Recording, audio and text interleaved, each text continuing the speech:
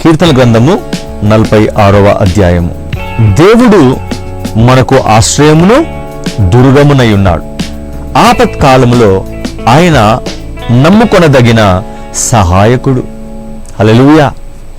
మరి చాలా మందికి అంటే నువ్వు క్రైస్తవుడు అవ్వచ్చు, నువ్వు విశ్వాసి అవ్వచ్చు, దేవుని మందిరానికి వెళ్తున్నావు, మరి దేవునితో సహవాసం చేస్తున్నావు, ప్రార్థనలు గడుపుతున్నావు, వాక్యాన్ని ధ్యానిస్తున్నావు, మరి నీ జీవితంలోనే జరుగుతున్నాయి.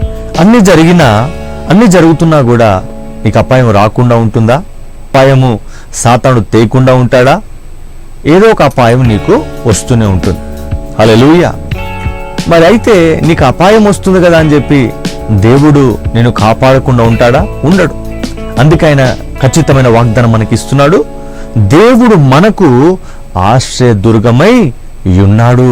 హల్లెలూయా. ఆల్రెడీ మనకు అపాయం రాకమునిపే, మనకు కష్టము రాకమునిపే, ఒక రోగము, వ్యాధి, శ్రమ రాకమునిపే దేవుడు మనకు ఆశ్రయమై ఉన్నాడు. ఆయన కాపాడడానికి సిద్ధంగా ఉన్నాడు, ఆయన రక్షించడానికి సిద్ధంగా ఉన్నాడు, విడిపించడానికి సిద్ధంగా ఉన్నాడు.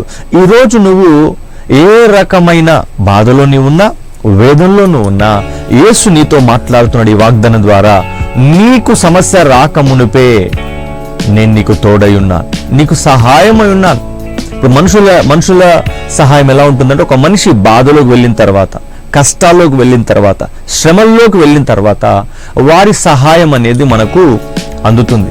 కానీ ఇక్కడ యేసు ప్రభువు అంటున్నాడు, నేను ముందే నీకు ఆశ్రయముగా ఉన్నాను, నీకు ముందే నేను సహాయంగా ఉన్నాను, నేను ముందే నీకు తోడుగా ఉన్నాను అని యేసయ్య చెప్తున్నాడు. కనుక నిశ్చయముగా మరి మీ జీవితంలో మరి ఆపత్కాలంలో ఆయన నమ్ముకొనదగిన సహాయకుడు.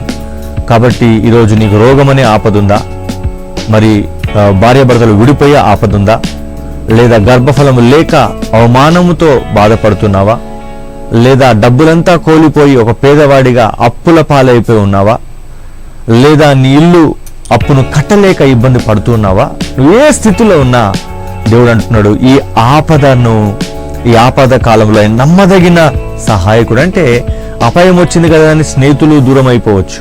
వాళ్ళు అరే ఈ డబ్బులు నేనెందుకు ఇవ్వాలి, నా స్నేహితుడి కష్టం ఉంటే నేనెందుకు చేయాలని కొందరు వెనుకకు వెళ్ళిపోవచ్చు.